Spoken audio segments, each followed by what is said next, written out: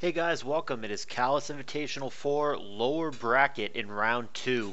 I have had a long day, 12 hours, just getting in the door, and I'm glad I just barely caught this in time. I cannot believe that the following sentence is true, but it is. Either CALLOUS Invitational 2 champion, Cowboy Dan, or 6'3 ADV SPLer, CyberOdin, will be eliminated not only 0-2, but also with back-to-back 0-2s as they both went 0-2 in the previous tour as well. So one of these players, as ridiculously talented as they are, is going to be eliminated 0-4 in the combined past two tournaments. Nobody tagged matches. Let me just do that real quick, and we'll get back to it. We saw the lead Metagross here, and that took out the Skarm immediately with Explosion. Very well may have been banded, and we end up with Little Johnny Jewel, that's Cowboy Dan, of course, for those who don't know, going with a Coon, and it's the lead T-Tar making a reappearance for I Love You Jesus, which is Odin on the top. Out of the way, here comes Starmie, and there is a Calm Mind on the switch. I would certainly think if Starmie's switching in here, it's representing Thunderbolt, or I guess maybe Thunder Wave, but Thunderbolt is a lot more probable. Does find a 1 in 10 para, so that's pretty lucky, but the damage is not so exciting. 25%, and then Kuna's going to Calm Mind up again. He can rest here and solve these problems fairly safely, but he's actually going to take a more aggressive approach. Gonna go for Surf, put Starmie on the defensive. It will absolutely not live another one should he go for it, but Odin is going to find a timely Thunderbolt critical hit. It is just going to result in a trade because Dugtrio is going to come in here, but the Coon could have survived there and gotten either a Surf or a Rest Off, so certainly that crit did matter. Nevertheless, there's the Dugtrio revenge kill, and only 6 turns into this game, we've got ourselves a 4-4. We've got knockouts everywhere. This one going pretty quickly. And another crit here for CyberOdin. This one not as important. It's Hydro Pump on the incoming Celebi. Can go for recover here. Goes Giga Drain instead. I really like that play. That makes sure that if Dugtrio comes in, he's gonna pay. Odin either does not have or does not go for Dugtrio there. Like I said, that turns out to be wise. It is just T-Tar. And Celebi BPing out of the way, not wanting to play the Crunch Pursuit game. Goes straight to Dougie. There's Crunch. Gonna hurt, but gonna survive. And Dugtrio is about to get his second kill as he takes out Tyranitar here, which did have lefties there, so no black glasses or any of those shenanigans. This one real quick so far. Only 10 turns in, and we have 5 knockouts. Almost half the poke in the game are already down. There's 2 reveals for both guys, but Dan does have himself a 4-3 lead right now. Odin has not seemed to have something to punish the Dugtrio, whether it's a Choice Band Pokemon, whether it's a DD Pokemon like a DD Gyra or DD Salamence. The Skarmory would have been a good punisher, but that's down now thanks to the Metagross booming on it immediately, which is probably what Dan's team is designed to do. So yeah, the best switch that Odin can muster at this point is just a Swampert, which is not that exciting, into Dugtrio. It's going to prompt a switch, of course, and Jirachi is going to get revealed here. So we've got a little bit of a Calm Mind spam team here. We have, I mean, Dan said it was Crocoon. It may or may not have actually been. But we also have a Celebi, which showed Giga Drain, so it might very well be Super Celebi, and it might be Super Rachi as well. So we've got a little CM spam going on for Dan on the bottom side.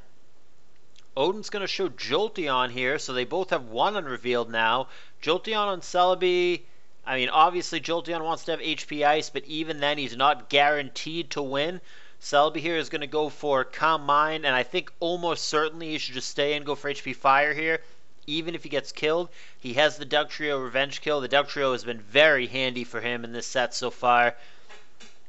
And we'll see what Odin wants to do, but I think the HP Fire here is pretty free. I really don't know what could go too far wrong. Odin switching, I mean, he doesn't really have a good switch. If he were to, oh, it's going to be a BP. But yeah, I mean, if he were to go to Swampert, that would just get Giga Drained. If he were to go to Celebi, or sorry, Jolteon, that might just get Psychicked. Because the Celebi has Baton Pass, he obviously doesn't have both Psychic and HP Fire. It's going to be one or the other. So he's going to be missing one of those. We'll find out what. The agility there is actually pretty crucial, and it's a non-lefties agility build as well. So it could be a Lumberry meta, could also, in theory, I guess, be an Endure set with a Pinchberry. But he's going to beat the Jirachi despite being past the Combine boost because of that agility. He's going to outspeed him and punish him with Earthquake, and that also means that Dan can't follow up with his Dugtrio for the revenge kill because, again, Metagross would just be faster and would easily kill the Dugtrio. So that leaves Dan really with only one option. He's got to go to his last poke Heracross here, and that's what he's going to do. Heracross comes into this 3-3 situation. All the pokes are revealed, all the cards are on the table, and it's Odin taking the time here. What does he want to do? He doesn't seem to have a great switch into this Heracross either. Heracross was buffeted by the sand, did not gain lefties, so this could be a Salic Berry or it could be Banded.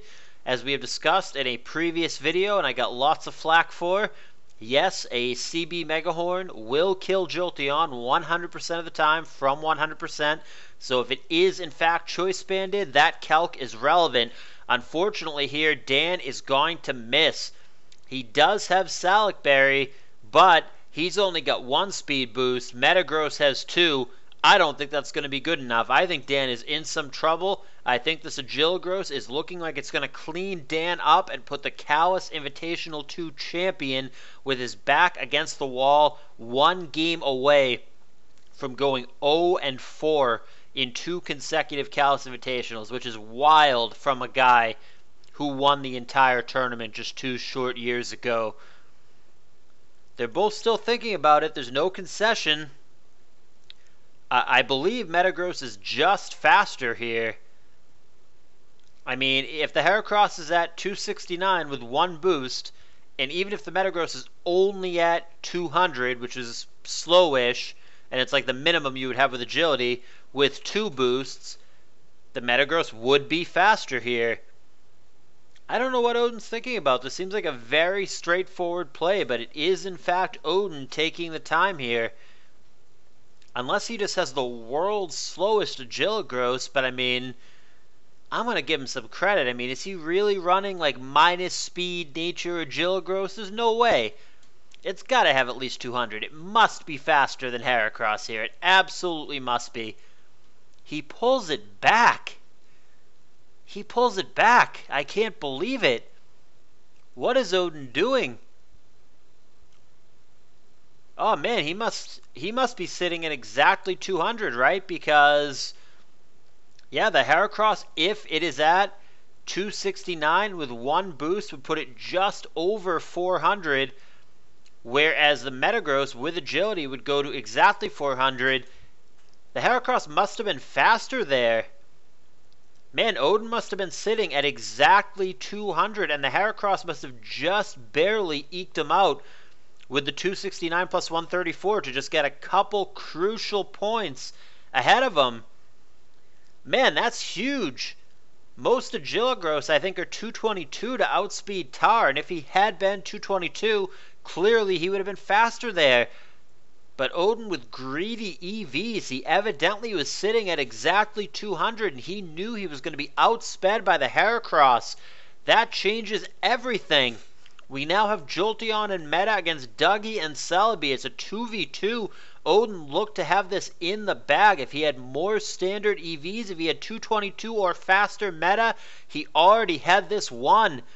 But he had the old school 200 Agilogross, and it is really going to matter here. This might give Dan a window back into this game that he arguably should not have. Full power going to kick in at a bad time, but Jolteon's going to need a crit or a very large chain of full para to get out of this. We've already seen he does not have HP Ice. Here comes Meta on the switch, a second full para at a crucial time going against Dan. He's now in some trouble.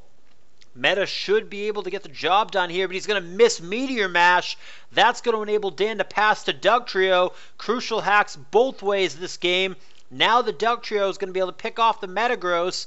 Then, of course, Jolteon will outspeed and kill the Dougie, and it's going to come down to a 1v1 situation between the Jolteon and the Celebi. Back and forth in this game. Relevant hacks both ways. It is going to come down to the wire. Step 1 is for Jolteon to click Hidden Power, Grass, or Ice to finish off the Dugtrio here, and he should be able to do exactly that, despite the fact that Dugtrio does incidentally have 2 special defense boosts after being past those Calm Minds from Celebi. No clue what Odin could be thinking about. Literally only one play you can make here. There's the Hidden Power, down goes the Dougie, and it comes down to this 1v1 matchup. Celebi on Jolteon. We know it's HP Grass, not HP Ice. This is going to be close. It's also a non-recover Celebi, crucially. There is the Giga Drain. It's going to be really, really close. Here's a damage roll situation. There's also the possibility of a critical hit or a para. There's Thunderbolt, finds neither. There's Giga Drain, which doesn't kill, but the damage roll is good enough to eke him out with the sand. With an inferior damage roll, the Jolteon could have hung on just barely and could have outsped and killed the Celebi there. This game comes down to the absolute wire. Very back and forth, very unclear until the very end who was going to win there. It really could have gone either way. There were relevant hacks both ways. But CALLOUS Invitational 2 champion Cowboy Dan is going to eke it out, and he is going to put CyberOdin, who's playing in his second CALLOUS Invitational tournament, 1 game away from elimination. If Dan does in fact eliminate Odin, Odin will be 0-4 in total CALLOUS Invitational play. He will have played 2 of these and never won a match. And they have already started game 2, so here it is. I guess we're doing it all in one video. Here is Little Johnny Jewel once again, letting them know they're good. Cowboy Dan is bottom side, and I Love You Jesus, that's CyberOdin on the top with a lead Rachi, which is a little bit unusual. That is probably, despite the nickname of Super Rachi, probably a mixed set, I would think. Almost certainly when Rachi leads, it is some kind of weird mixed set with like HP Fighting, Dynamic Punch, whatever, HP Grass, Thunder, all sorts of shenanigans. And this does not seem to be the case here. And that's not Super Rachi either. He's going to go for Protect. Is this a lead? Is this a lead Asterachi? It's a great poke. It's a really unusual lead. I wonder why Odin would opt to have this Pokemon first. Well, he's going to switch to Milo, and Dan is going to waste no time after he switched in T-Tar, immediately DDing up. He's going to go for +1 Rock Slide and miss. That's an unlucky turn for Dan, and Surf with an awkward damage roll as well. It's going to do 53. Alright, never mind. T-Tar doesn't have lefties, so that makes it pretty straightforward. The follow-up Surf would kill, and that's going to prompt Dan out. He's going to go to Coon here. Coon should absolutely scare away Milotic here. Maybe he's got Toxic, maybe he doesn't. He goes for it. Sometimes even that backfires because Toxic from Milo is exactly what the uncommon but very dangerous Sub-Coon wants to use to set up.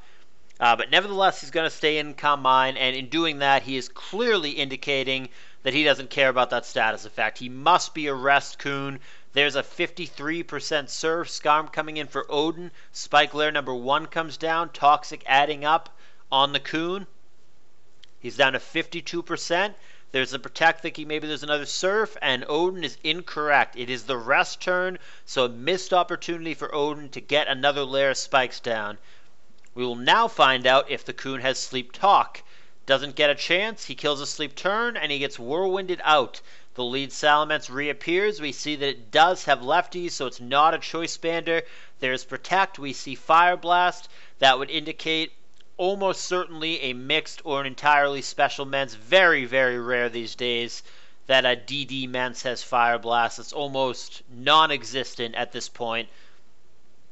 Milotic comes in twice in fact, thanks to that cool visual glitch, and he finds himself staring down the Coon.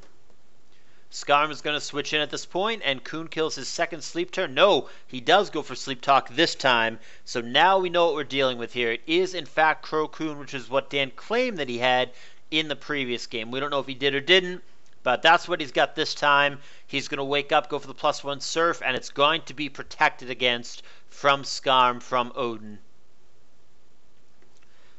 There's a Surf again, 55%, Whirlwind, and that's going to bring out a Lax. So we have a very offensive team, clearly, from Dan. I know he, generally speaking, is a big fan of offensive teams and proactive strategies.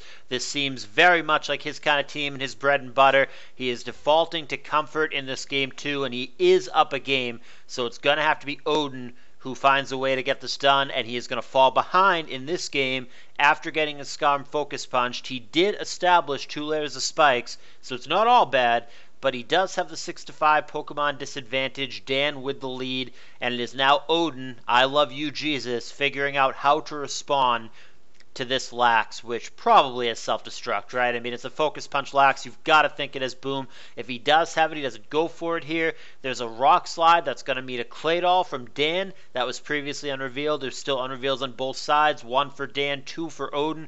Rapid Spin, no more spikes, but the Dragon Dancing begins. Got to be careful. Getting rid of spikes is great, but bad things can now happen, and that hidden power is going to knock him out from 87%. So that was obviously a relatively offensive doll, because most dolls would have been able to live from 87% and do something back. So that doll had to have heavy attack and or speed investment to not survive that. Rock Slide comes down. Metagross, the final poke for Little Johnny Jewel, previously unrevealed, comes in. 19%, and he's got lefties, so meta should be pretty safe here. Of note, there was also the Intimidate from the Salamence.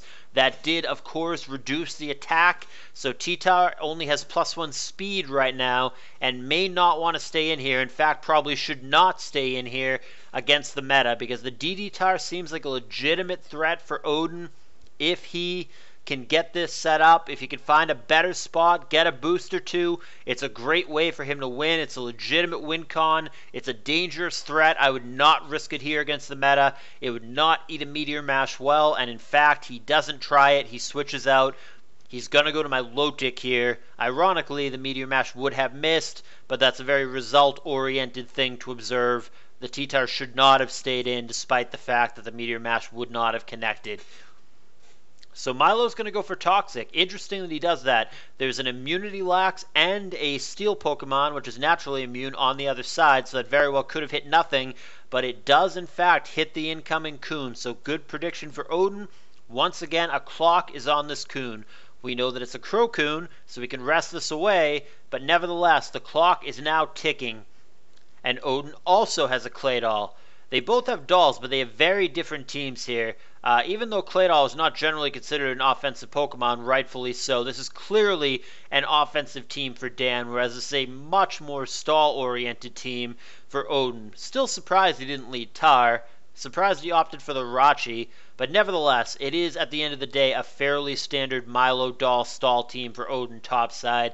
He's going to boom on the Coon here after a huge surf, going to survive it just barely, and he's going to blow up. Coon is going to live for now, but not for very long. He's just going to get a glimpse of his adversary, and he's going to succumb to the sand. So once Odin figures out what to send out, we are going to find ourselves in a 4-4 situation. There is still the one unrevealed poke belonging to Odin. It's Odin taking the time here, about 30 seconds and a little bit more now, trying to figure out how to respond. The problem is that Dan is going to have the priority here, because Odin must send something out now. Then, after that has already happened, the Coon will die, and Dan's going to be able to respond to whatever it is that Odin put out however he wants. So this is going to absolutely favor Dan. The tempo and the momentum is going to be with him. And Odin, of course, is going over all the scenarios in his mind. If I do this, what is Dan going to do? If I do this and he does that, what's the play? Just going through all the mental stuff. Rachi, which is a Pokemon with Protect, is probably one of the safer options. I think I like this from Odin's position. This is probably what I would do as well. Hard to know definitively without the last poke, without me knowing what the last poke is. But this seems like a safe option. So, the response from Dan, and that did not take a lot of thinking. Perhaps he was thinking while Odin was thinking, which is smart. It saves him time. But he decides pretty quickly that his response to the Jirachi is going to be his T-Tar, which we have seen pretty much the whole set. Earthquake, DD Rock Slide, we don't know the last move, but I mean, really, there's only a couple things it could be. HP Bug, Ice Beam, HP Grass, probably, almost certainly one of those. Here's a second Dragon Dance. Tar is dangerous. Yeah, Milo catches a wish, but this is a +2/+2 Tar. That is one critical hit or one flinch on this Milo away from sweeping and ending this game. Milo must avoid a Rock Slide critical hit or a Rock Slide flinch right here, or this is over. T-Tar is just going to sweep, and Odin will be eliminated. Wow, Dan with extreme discipline there. I cannot believe he pulled it back at +2/+2. The overwhelming majority of players would click Rock Slide there. And like I said, he finds one flinch or one crit, and it is over. He sweeps and he knocks his opponent out. But the extreme discipline, wildly conservative play for Cowboy Dan to go back to the lax instead. I certainly would never have the discipline to do that. I would have clicked Rock Slide 100% of the time. And that's why Dan's better than me. That's why he's a champ and I'm not. But man, I can't believe he did that. That really shows the mindset and the self-control of this player when so many of us in that spot would absolutely have clicked Rock Slide. I know without a doubt. I can't lie to you. I can't sell it any other way. There is no world where I would not have clicked Rock Slide there. I would have gone for that 100% of the time. But Dan sees it differently. So it ends up in this situation. We have paralyzed Rachi against paralyzed Lax. Odin really has to be careful here. So does Dan, but more so Odin, because this thing, even though he has not shown it yet, is absolutely going to have self-destruct. I mean, it's theoretically possible that it has Earthquake and Shadow Ball as the last two moves, but I can't fathom it not having Boom. It's totally going to have Boom. Of course, the Rachi has Protect, so we got to be careful here. He's going to opt for Wish as Salamence comes in. Salamence has shown us Fire Blast here. I don't know. My Milotic can check this pretty safely. Rachi stays in, which is some risky business, but Body Slam comes down with a great chance for Para, and it's a perfect Body Slam for Odin. He's going to find a crit and a Para. Exactly what he's looking for. Very bad turn for Dan. And now my Milotic, which is just a massively amazing, invincible check against a special Mence. I mean, against Mence in general, but certainly against a special Mence, is going to come in. And a good double switch for Odin as well. He comes in on the Lax with his own DD-Tar. Now, granted, the Lax does get the wish here, but DD-Tar could put some pressure on it. But Odin, again, has to be careful if he tries to get cute and start DDing up. He could take a focus punch to the balls. That 4x weakness is going to take him out. Well, I guess this T-Tar is female. Presumably doesn't have balls unless it's one of those weird kind of females. But nevertheless, the T-Tar will not take that hit very well. Focus punch would knock it out. So T-Tar is going to have to be careful here. I mean, I don't think Odin can DD here. I mean, granted, on Dan's end, it's really hard to just click Focus Punch here. You don't want to let the T-Tar just sit there and chip at the Lax for free, just continuously eat Rock Slides, but there is some risk involved. Yeah, see, Odin can't pull the trigger, and I can't blame him. DD there, in hindsight, would have been better. I mean, in a lot of scenarios, it would be better, but it's just so risky. It's really hard to click DD there. You could just lose the Tar and more or less lose the game if Dan goes Focus Punch there. The T-Tar seems very, very imperative to Odin's potential victory in this game. And as it turns out, he just went for Earthquake, which not only is going to blank on the Salamence, but it's going to get the T-Tar intimidated. So I think he has to get out of the way, and he does. Dan makes the double switch. He's got his meta in on the Milotic, which has been a real issue for him throughout the game. Not so much offensively, because he has the Lax and he had the Coon that can just tank whatever the Milotic does all day. They both handle the Toxic no problem. They both handle the Surfs no problem. The issue has been defensively. Dan has really had a hard time breaking this Milotic, and this is now revealed to be a mixed Metagross as opposed to strictly physical, which is actually, again, an inferior set against Milotic. That Psychic, as you saw, did only 26%. Very underwhelming there. Odin thinks there's going to be an explosion, pulls it back to Rachi. That is not what happens. It's just another Psychic, but paltry damage on the 4x resist there with the Steel and Psychic typing. 6% just going to negate lefties and not a whole heck of a lot else. most of the time, mixed meta have HP Fire. Not always, but when they're paired with Psychic, it's HP Fire. Usually HP Grass is paired with Thunder Punch. There's an explosion from Dan. Interesting timing on that. It does prevent a Wish from the Rachi, and also had Odin gotten cute and gone back to the Milotic there, or whatever the last poke is, which we still don't know, that would have gotten blown up on. But now Dan is going to try to set up the DD tower once again. It's interesting, he wouldn't pull the trigger earlier on +2/+2, but now he's going to try it on +1/+1. This is an inferior position for Dan, but he's now back against the wall and has fewer options than he did before, so he has to go for it, and he gets the flinch. But T-Tower is not guaranteed to kill here the way that it was before. +2/+2 was absolutely going to ravage through Odin's team.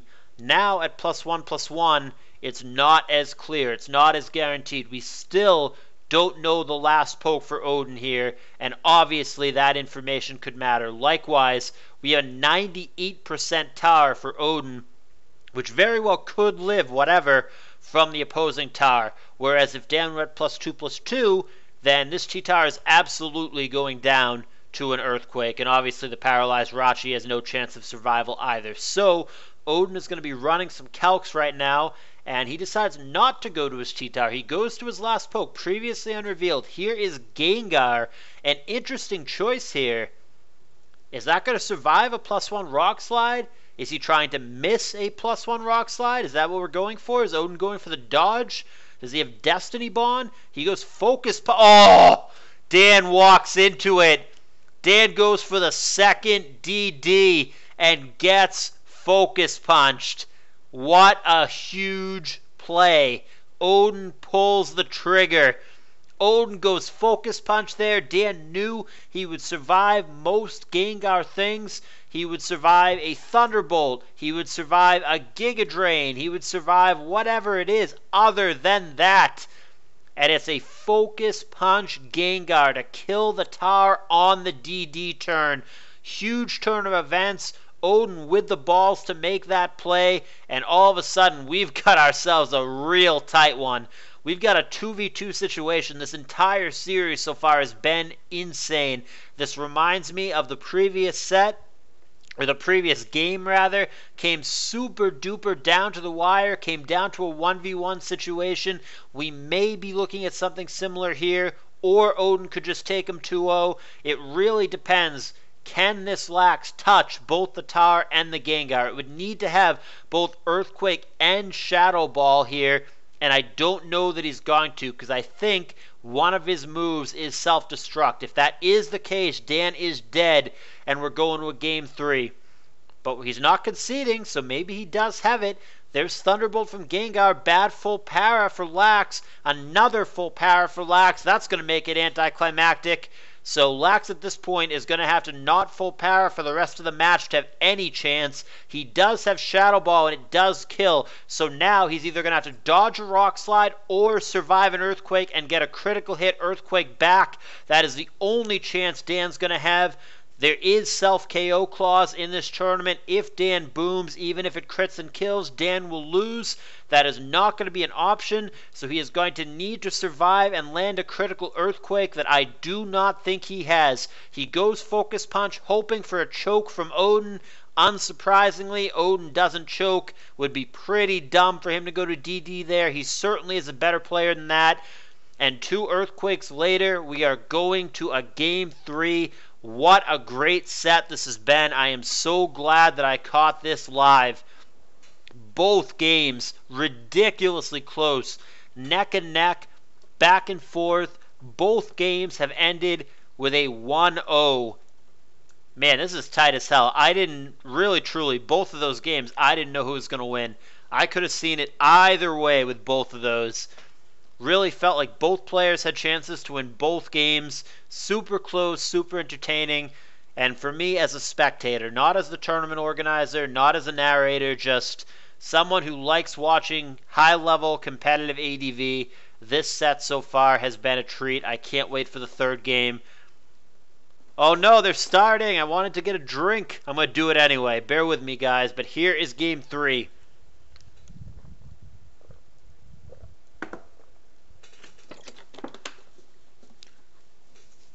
Alrighty. There's my drink. We're back in action. We've got Dan for the third and final time on the bottom. He's got a Skarm, and it's a lead meta for Odin. I love you, Jesus, on the top. He's going to switch to Coon here. Spikes come down. Hydro Pump comes down. And there is Roar bringing out simply the Metagross again. Not a fantastic start for Dan. Has not done meaningful damage or gotten meaningful scouting off. And has only managed to establish the one layer of spikes. Looking like a CB Gross on the top for Odin. And he's going to get an attack raise with Meteor Mash to make him that much more dangerous. And Dan's going to find his Metagross at only 14% now. However, he's faster, and HP Fire, which we know that he has, would kill Odin here should he stay in. This is a prime opportunity for Dan to make some kind of prediction, and he's not able to do it. Psychic there would have killed this incoming Gengar, but he's not able to pull the trigger. He does have a good switch, though. For the first time in this series, one of the players has opted to bring Blissey. It is Cowboy Dan on the bottom with the oh-so-reliable Skarm Bliss team. And then Odin on the top has his own Skarmory as well. He's going to eat a Fire Blast here, a big one, 55%. But he's going to get spikes down. So both players, neither of which have shown a spinner, have one layer of spikes right now. But they do both still have two unrevealed pokes. Protect coming down on Skarm.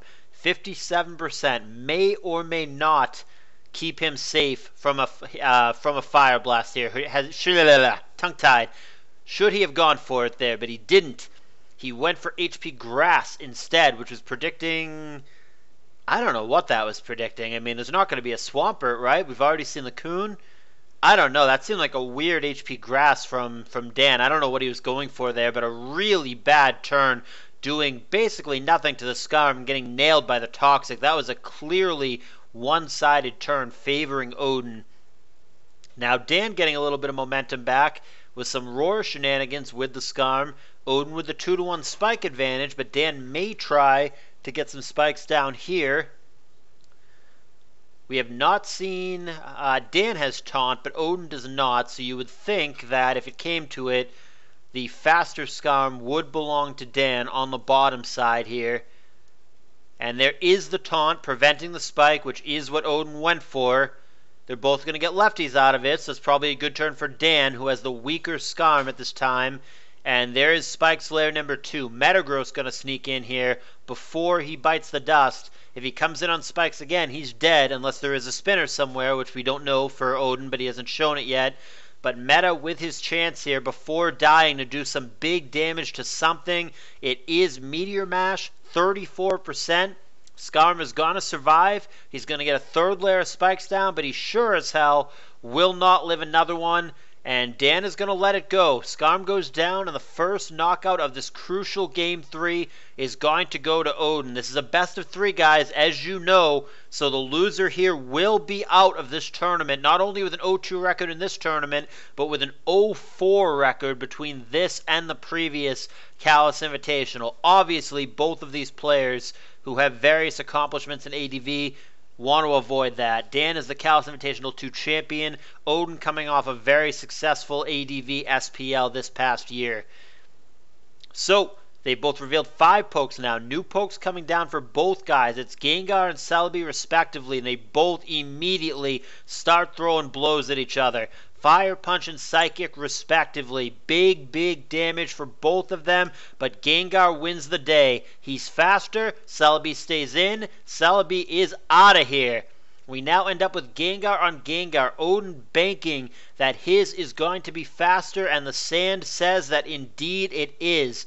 Blissey comes in here. That is going to eat a Thunderbolt. Has to be careful about the Focus Punch that he loves, that Odin absolutely adores on Gengars. He's been running it for years, and there's always the possibility of Explosion as well. Instead, it's going to be Hypnosis here. Blissey stays in, willing to take whatever comes. There is Hypnosis. Thunderbolt, Hypnosis, all we've seen. Cannot rule out a Focus Punch or a Boom here. Dan needs to be aware of this information. He has to tread very lightly. He goes to T-Tar here thinking there might be a Boom. He's wrong. It's Thunderbolt. T-Tar has to come in on spikes, and he's still poisoned, but he should survive another Thunderbolt here, so T-Tar does have a chance to do some damage. He's going to go Ice Beam. That's going to catch Skarm on the way in for 24%. We know that Odin Skarm has Protect here, so kind of a rock and a hard place for Dan. He's going to go Fire Blast anyway. Spike's lair number 3 comes down. They both have 3 lairs with no Rapid Spinner in sight for either player.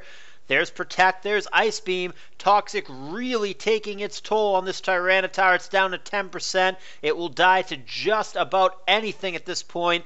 The pressure, however, is on Odin because this T-Tar has a very big window here, and it's a crucial 50-50 Protect won by Odin, as opposed to letting Tyranitar get a final attack off on something. That is going to give Odin the tie now, back to 4-4. Here comes Gengar. That's going to threaten Skarm on the other side. There does not appear to be a good Gengar switch for Odin whatsoever. Certainly not Kun with 3 layers of spikes. Certainly not his own weakened Gengar. Certainly not the Skarm that's in right now. Oh man, Gengar, even though it's only at 14% for Dan, very weak, very low, seems like a real threat here. Seems like something that could really clean this game. Now, granted, Odin does have the faster Gengar, so whatever dies, Odin can follow up with his own Gengar, but the problem is that Blissey can check it pretty handily. Now, granted, she's only at 65%. There are 3 layers of spikes down. If he does have Focus Punch, if he does do that, Blissey can die just like that. Likewise, we know that Odin's Gar has Hypnosis, so if that cooperates with that really shaky 60-40 accuracy, that also could prevent Blissey from being a reliable answer to the Gengar. So this is really tricky. These players seem so evenly matched. This entire set has been ridiculously close. These guys have just gone blow for blow with each other the whole way, kept up with each other the whole time. It has really never been an overwhelming lead in any of these 3 games for either player. Dan is going to fodder off Metagross here. 3-3. Aerodactyl is the last poke for Dan. Pressure is now on Odin. Aerodactyl clearly going to be faster than Gengar here. Gengar will not survive, assuming Dan clicks just about anything other than Double Edge or Earthquake, whether it is Rock Slide, whether it is HP Flying. I guess HP Bug wouldn't do it either, but obviously Dan is going to click a move in this situation that would hit the Gengar. So we're looking at either a Rock Slide or an HP Flying if he has that here. Alternatively, if it is not a CB Aerodactyl, Dan could go for Substitute here, which is a great opportunity to do it if he does in fact have that set.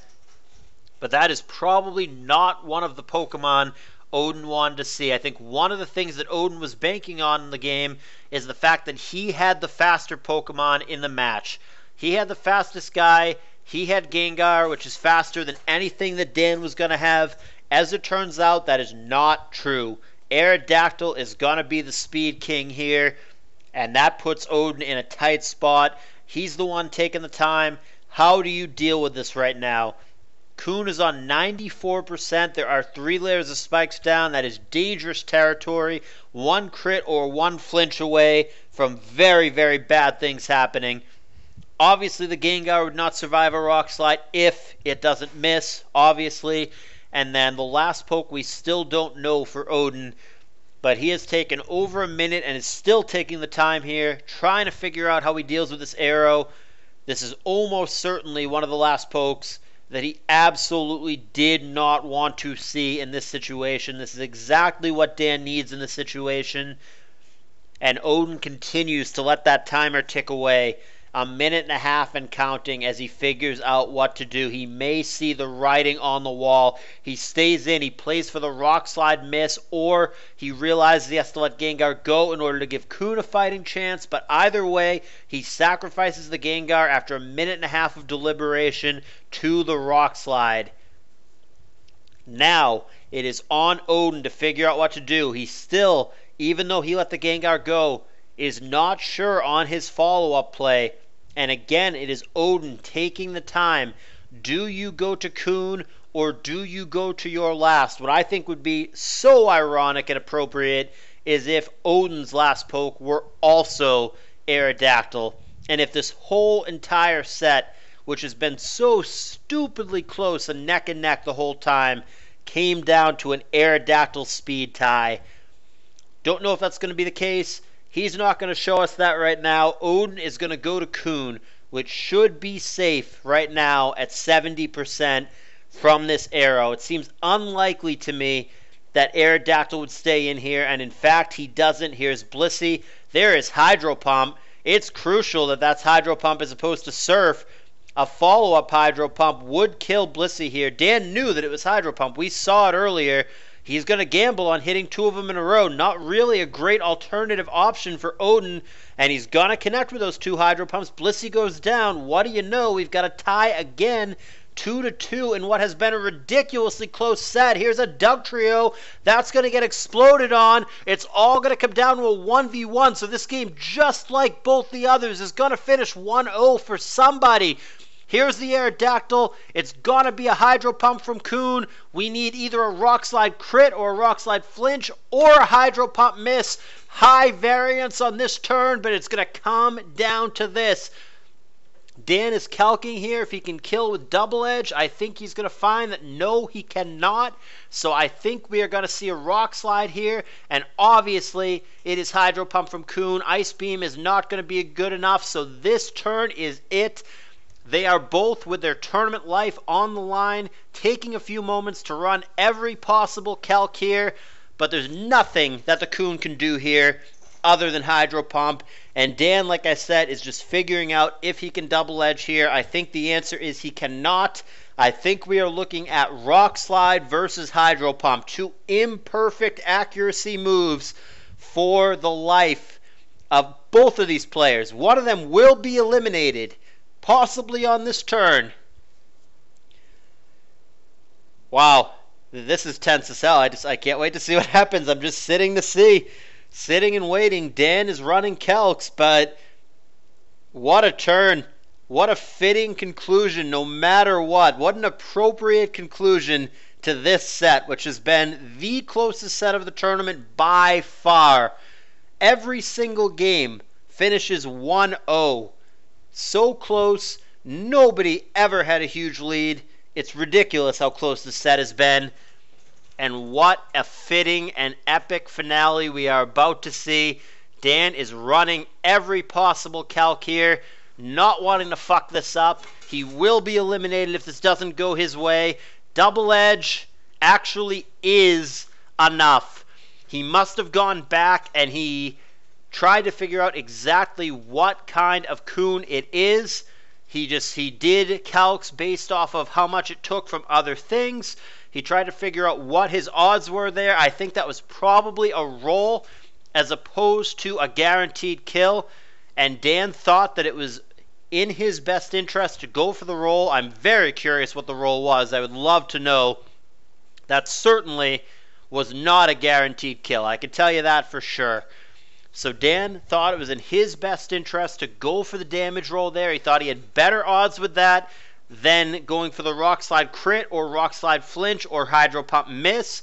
He decided that mathematically the better chance was the roll, so maybe he had like a 60-40 roll and he liked that better than going for the flinch or going for the miss. He went for Double Edge, the damage roll cooperated, and he's just barely going to edge Odin out. Like I said, this absolutely is the closest set of the tournament so far. And, I mean, we're only in round 2. I don't want to make declarations for the rest of the tournament, but I think it will be very hard-pressed for the entirety of this tournament to find another set that is closer than this. All 3 games, neck and neck the whole way, back and forth the whole way, and all 3 games are going to finish 1-0. A pleasure to watch and narrate this series, and I hope you guys enjoyed it as well. But the outcome is a 2-1 victory for CALLOUS Invitational 2 champion Cowboy Dan, and an elimination for CyberOdin, who in the past 2 CALLOUS Invitationals is 0-4. He is yet to find his first match win in this tournament, and he's going to have to wait possibly till next year to get that opportunity. I hope you guys liked it. If you guys are a fan of ADV, I think it's very hard to not like this series. It was fantastic. Leave me a thumbs up if you did. Let me know what you thought in the comments, and I will see you guys for more Callous Invitational 4.